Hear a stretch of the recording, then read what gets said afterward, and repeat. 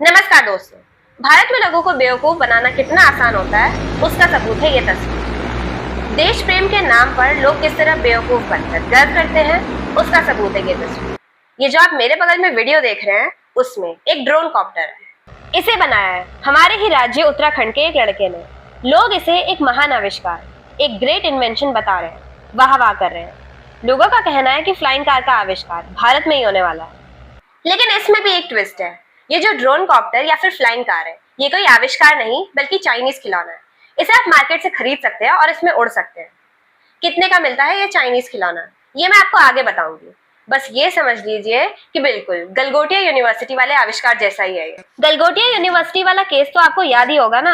दिल्ली में हुए AI summit में गलगोटिया यूनिवर्सिटी के स्टूडेंट ने एक रोबोटिक डॉग को अपनी यूनिवर्सिटी का रोबो डॉग बताया था। बाद में जब खुलासा हुआ कि ये तो चाइनीज कुत्ता है तो पूरे दुनिया में भारत की थू थू हुई। बस इतना समझ लीजिए कि इस फ्लाइंग कार की कहानी भी कुछ ऐसी है। बहुत सालों से चाइनीज कंपनी इस खिलौने को मार्केट में बेच रही। इतना ही नहीं, 2 साल पहले एक और इंडियन स्टूडेंट ने ऐसे ही फ्लाइंग कार का इन्वेंशन करा था। तब भी इस पर काफी चर्चा हुई। लेकिन अब वो लड़का और वो फ्लाइंग कार कहाँ है ये कोई नहीं जानता। इस वीडियो में मैं आपको सब बताऊंगी, लेकिन पहले बात उत्तराखंड के लड़के की इन्वेंशन की। इस ड्रोन कॉप्टर को बनाया है उत्तराखंड के अल्मोड़ा जिले में रहने वाले रवि टमटा नाम के छात्र ने। रवि ने इस फ्लाइंग कार का प्रोटोटाइप बताया। चूंकि ये शुरुआती प्रोटोटाइप है और सिंगल सीटर है, इसलिए अभी इसे एक ही मैदान में उड़ाया गया। जैसे ही ये वीडियो सामने आया, बहुत सारे लोगों ने रवि टमटा और उसके आविष्कार की वाहवाही करनी शुरू कर दी। हर तरफ उसी की तारीफ हो रही थी। लेकिन तभी एक गड़बड़ी हो गई। रवि टमटा अनुसूचित जाति से आते हैं, तो उनके इस आविष्कार के बहाने दलित नेताओं ने, खुद को दलितों का चैंपियन बताने वाले लोगों ने सवर्णों पर निशाना साधना शुरू कर दिया। उन्होंने कहा कि जो सवर्ण खुद को मेरिटधारी बताते हैं, आज वो कहाँ चले गए। एक दलित ने इतना बड़ा आविष्कार कर दिया। अब चूंकि दलित नेताओं ने सवर्णों से जबरदस्ती पंगा लिया, तो सवर्णों ने इस आविष्कार की पोल खोल दी। पोल खोल आपको आगे दिखाऊंगी, लेकिन पहले देख लीजिए दलित नेता किस तरह सवर्णों को चिढ़ा रहे थे। दलित वॉइस ने लिखा कि ये खबर सुनकर मनुवादी दुख दर्द और पीड़ा में चले जाएंगे। अंग विशेष में जलन बढ़ने वाली है। मनुवादी लोग खुद आज तक तो एक सुई का भी आविष्कार नहीं कर पाए और ना ही कभी दलित पिछड़ों को मौका दिया। अनिल यादव ने लिखा कि एक आरक्षण वाले दलित ने झंडे गाड़ दिए। मेरिट वालों, पुष्पक विमान वाले कहाँ हो? आओ जल्दी से चूड़ी तोड़ो, मांग का सिंदूर पोंछ कर रुदाली गाओ। गौर से देखो, असली मेरिट ये होती है फर्जी मेरिट धारियों। रवि टमटा की तारीफ करने वालों में से किसी ने भी उन्हें दलित नहीं समझा, सबने भारतीय ही समझा। लेकिन कुछ दलित नेता जबरदस्ती इसे जातिवादी रंग देने लगे। सांसद चंद्रशेखर रावण समेत कई और दलित नेता सामने आए और दलित का राग अलापने लगे। उन्हीं की वजह से रवि टमटा को सबसे ज्यादा नुकसान पहुंचा और उनके आविष्कार, मेरा मतलब चाइनीज खिलौने की पोल खुल गई। अब मैं आपको इस फ्लाइंग कार का पूरा सच बताती हूँ। देखिए, यही है वो चाइनीज खिलौना। मैं आपको एक साथ दिखा रही हूँ, रवि टमटा का आविष्कार और शोरूम में रखे गए चाइनीज ट्रक। गौर से देखिए, बिल्कुल सेम लग रहे हैं। अब आप सोच रहे होंगे कि ये सिर्फ खिलौने होंगे, उड़ते नहीं होंगे।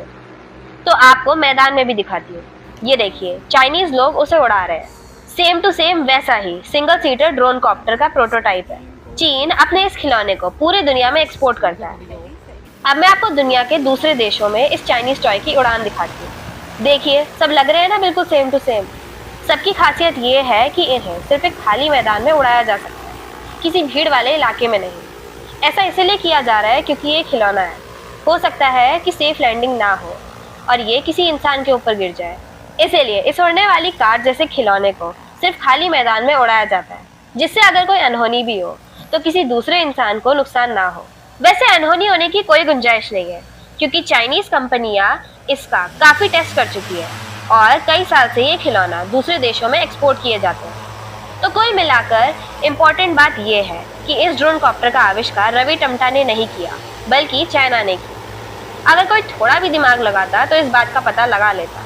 लेकिन दिक्कत यह है कि देश प्रेम और देशभक्ति में हम ऐसे डूबे रहते हैं कि कोई फर्जी दावा भी करता है तो उसे सच मान लेते हैं, वाह वाह करने लगते हैं। और अगर कोई सच का आईना दिखाने की कोशिश करता है तो उसी पर टूट पड़ते हैं। जैसे कि ये उदाहरण देखिए, ये समाजवादी पार्टी के नेता IP सिंह है। इन्होंने कड़वा सच कहा कि टेक्नोलॉजी के मामले में चीन हमसे कई साल आगे निकल चुका है और हम चीन की तकनीकी चुरा कर उसे अपना बता रहे हैं। उस पर रमेश भट्ट नाम के पत्रकार ने आईपी सिंह को ही भला बुरा कह दिया। रमेश भट्ट उत्तराखंड के ही रहने वाले हैं और उत्तराखंड के पूर्व मुख्यमंत्री त्रिवेंद्र रावत के सलाहकार रह चुके हैं। क्योंकि उन्हें उत्तराखंड के लोगों से व्यूज चाहिए तो वो अभी भी चोरी का बचाव कर रहे हैं और कह रहे हैं कि इसे गलगोटिया यूनिवर्सिटी वाले केस से कंपेयर मत करिए, जबकि सच ये है कि दोनों मामले सेम है।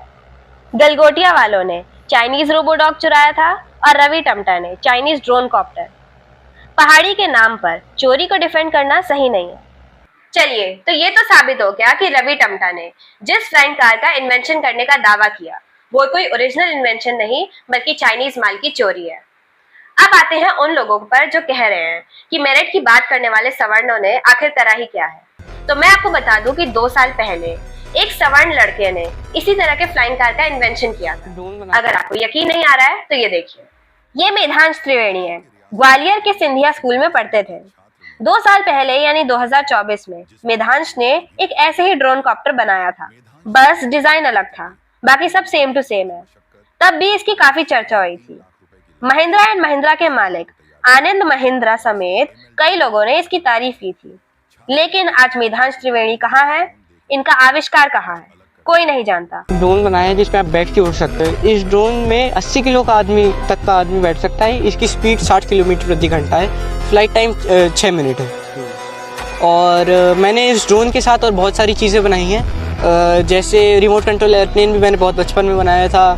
सुसाइड ड्रोन होते हैं जैसे इंडियन आर्मी में हैं, वैसे मैंने ड्रोन बनाए हैं। 300 किलोमीटर तक के रेंज के ड्रोन मैंने बनाए हैं। जैसे आप यहाँ से 300 किलोमीटर दूर तक का कोई टारगेट फिक्स कर दो, ड्रोन वहाँ पे जाएगा। सोलर पावर्ड है वो ड्रोन, वहाँ तक जाएगा, अपना सामान या बम कुछ भी है गिराएगा, वापस आपके पास आएगा उड़ के। इन फ्यूचर मैं खुद की कंपनी स्टार्ट करना चाहता हूँ, सबसे सस्ते से सस्ते अच्छे से अच्छे ड्रोन और हेलीकॉप्टर्स और सिंगल सीटर एयरक्राफ्ट की। चाइना ने एयर टैक्सी बनाई है 4 सीटर, बहुत बड़ी एयर टैक्सी थी, बहुत महंगी भी थी।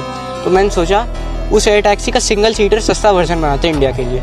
तो फिर एक्सपीरियंस तो थोड़ा बहुत ही था मेरे पास। 1-2 साल पहले की ये बात है। तो तब से मैंने ड्रोन के बारे में सोचना और बनाना शुरू किया। इतना ही नहीं, रशियन न्यूज चैनल स्पुतनिक ने तो तब मेधांश के इन्वेंशन पर एक डॉक्यूमेंट्री भी बनाई थी। उसकी एक छोटी सी झलक मैं आपको दिखाती हूँ। ग्वालियर के रियासत कालीन सिंधिया स्कूल के एक छात्र ने ऐसा ड्रोन बनाया है जिसमें एक व्यक्ति भी बैठ के उड़ सकता है।